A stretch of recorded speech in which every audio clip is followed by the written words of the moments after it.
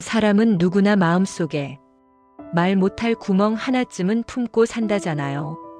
저한테 그 구멍은 왜 버려졌는가였습니다.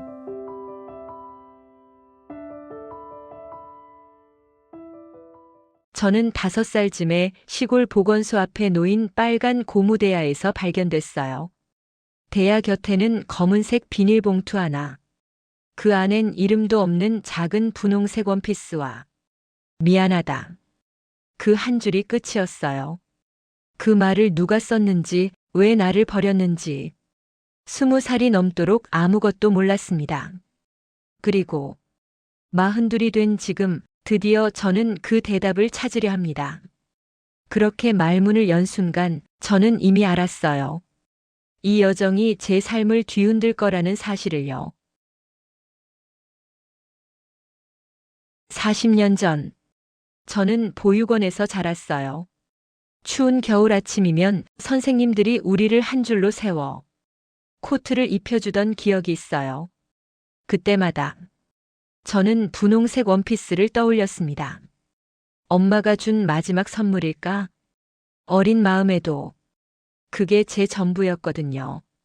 하지만 보육원 아이들이 그렇듯 늘 마음 한구석에는 질문 하나가 박혀 있었죠. 나는 왜 버려졌을까?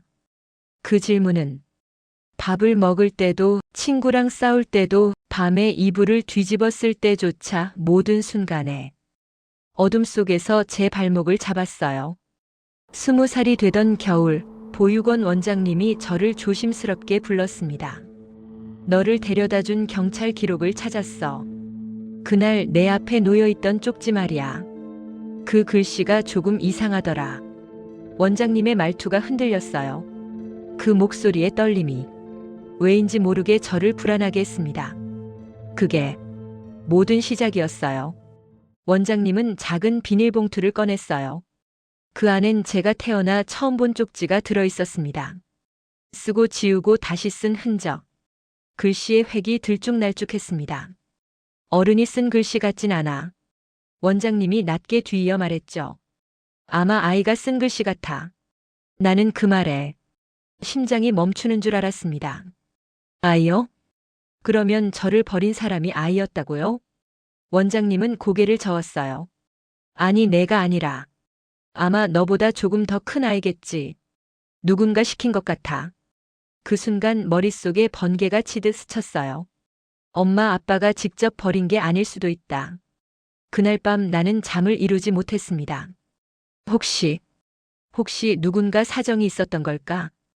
혹시 나는 누군가에게 사랑받던 아이였을까? 다음 날 아침 결심했습니다. 찾아야겠다. 어떤 진실이든 마주하자. 그리고 저는 25년 전 경찰 기록을 찾기 시작했습니다. 경찰서 민원실에서는 오래된 서류 처리 상자에 담겨 나왔습니다. 담당 경찰은 말했어요. 이 사건 담당자가 이제 퇴직하셨네요. 그분을 직접 만나보는 게 더 정확할 것 같아요. 퇴직 경찰관을 찾는 데는 일주일이 걸렸습니다. 그분의 집은 작은 농촌 마을, 버스를 타고 2번 갈아타야 도착하는 곳이었죠. 문을 두드리니 백발의 노인이 천천히 문을 열었습니다. 혹시 저를 기억하시나요? 25년 전 보건소 앞에 버려진 아이요. 노경찰의 얼굴이 하얗게 질렸습니다. 그분은 잠시 말이 없었고 나는 그의 손등에 있는 떨림을 분명히 봤습니다. 그리고 그는 천천히 입을 열었습니다. 그날 너를 내려놓은 건 작은 남자아이였다. 8살쯤 됐나. 내 눈이 떨렸습니다. 그 아이 끝까지 울다시피 말했어. 이야기는 제 동생이에요. 제발 살려주세요 라고. 숨이 막혔습니다. 동생? 남자아이? 그러면 나에게 오빠가 있었다는 건가? 그때 노경찰은 아주 조심스럽게 한 문장을 더 이어 붙였습니다. 그 아이는 아버지에게 맞은 자국이 있었어. 그 말을 듣는 순간 제 인생이 갈라지는 소리가 났습니다. 그날 이후 나는 오빠라는 존재를 찾기 위해 모든 발자국을 되짚기 시작했습니다. 내가 버려진 그날의 날짜, 그날 보건소의 CCTV, 근처 가게, 슈퍼, 버스 정류장. 무려 한 달이 걸렸습니다. 그리고 드디어 버스 기사 한 명을 찾아냈습니다. 그날, 맞아. 작은 아이 둘이 버스에서 내렸어. 남자아이가 여동생 손을 꼭 잡고 있더라고. 둘 다 무척 추워 보였지. 나는 떨리는 목소리로 물었습니다. 혹시 부모님과 같이 내린 건 아니었나요? 기사는 고개를 저었습니다. 아니야. 둘뿐이었어. 근데 참 이상했지. 남자아이가 내리면서 이렇게 말했어. 아버지가 오면 안 돼요. 그러고는 뒤도 안 돌아보고 뛰어갔어. 그 말을 듣고 나는 버스 좌석에 주저앉아 버렸습니다. 오빠는 나를 살리려고 한 거였다. 그 작은 몸으로 나를 안고 버스를 타고 보건소까지 와서 나를 살려달라고 울부짖고 그리고 혼자 사라졌다. 이 모든 사실을 깨닫는 순간 저는 다른 선택지가 없었습니다. 그 오빠를 반드시 찾아야 했습니다. 수소문 끝에 한 요양보호센터에서 저와 같은 성씨를 가진 남성이 있다는 소식을 들었습니다. 나이는 48. 내 나이와 비교하면 오빠라 해도 이상할 게 없었습니다. 센터 문을 열고 들어가는 순간 이 기묘한 인연이 끝을 향해 가고 있다는 걸 느꼈습니다. 직원이 조심스럽게 말했습니다. 말씀드리기 조심스럽지만 그분은 지적장애가 있으세요. 말을 거의 못하십니다. 심장이 조여왔습니다. 직원은 내게 작은 방 하나를 가리켰습니다. 이 방입니다.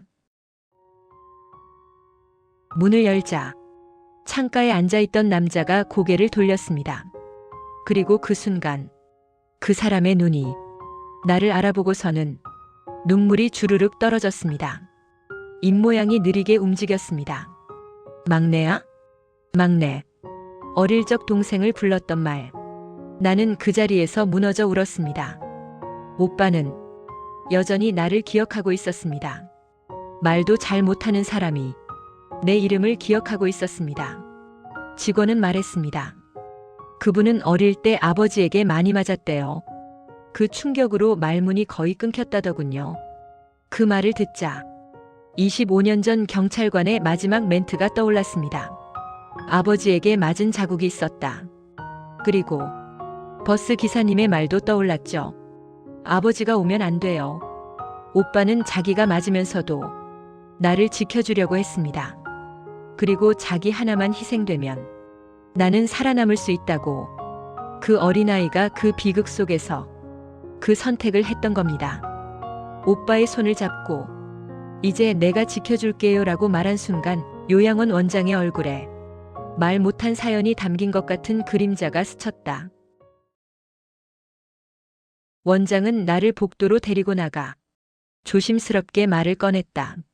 사실 그분 당신의 친오빠가 아닐 수도 있습니다. 그 말에 나는 얼어붙었다. 아닐 수도 있다니요? 원장은 서류철을 펴며 설명하기 시작했다. 둘은 서로 다른 집에서 태어난 아이들이었어요. 당신은 어머니가 집을 떠난 뒤 친부가 키운 걸로 기록돼 있고 그 남자아이는 부모에게서 일시 보호 조치로 분리되었다가 며칠 만에 다시 집으로 돌아갔습니다. 나는 고개를 갸웃했다. 그럼 우리는 다른 집 아이였다는 건가요? 원장은 고개를 끄덕였다. 네. 하지만 공통점이 하나 있어요.